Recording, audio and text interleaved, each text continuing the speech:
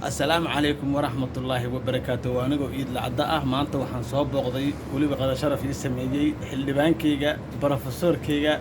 محمد عمر طلحة أي أولي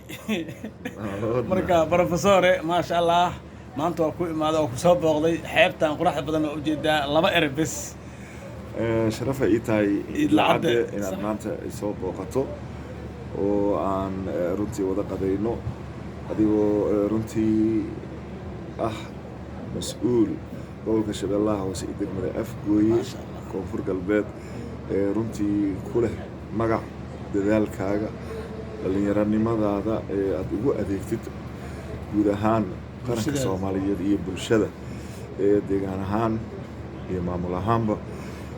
runtii waa kugu bogaadinayaa halkaa ka sii wadaan leeyahay dhalinyarada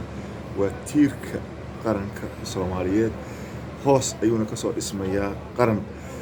marka tuulo laga soo bilaabo degmo lagu soo xijiyo gobol lagu soo xijiyo maamul goboleed lagu soo xijiyo qaranka marka sidaas isagoo iswata ayaa wuxuu ku noqon karaa qaran Soomaaliyeed dadkiisa ay isku xiran yihiin ilaa meesha ugu hooseyso marka annaga maadaama dawlad ku nool aan nahay waxaan had iyo jeer kugula dardaarmayaa inaad ka shaqaysid isku xirka ummadda nabadaynta dhalinyarada wacyigelinta waxbarashada sida aad mar waliba aad u soo kormeertana deegaamada degmada Afgooye iyo waliba gobolka Shabeellaha hoose si aad u hoos yimaada